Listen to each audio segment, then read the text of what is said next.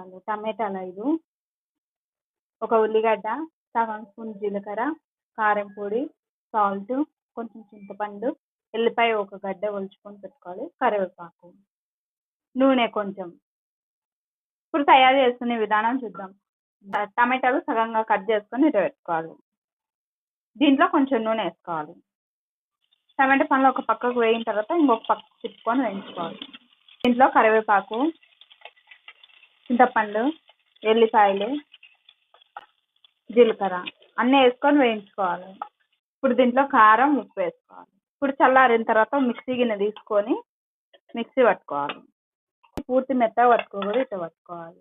అలాగ టమాటా పండు తెలుస్తూ ఉండాలి. టమాటా పచ్చడి రెడీ అయిపోయిందండి. దోశ, ఇడ్లీలోకి అయితే ఇట్లానే తినేసేయచ్చు. తెల్లన్నంలోకి అయితే ఇట్లా ఉల్లిగడ్డలు కాల్చుకొని తింటే చాలా బాగుంటుంది.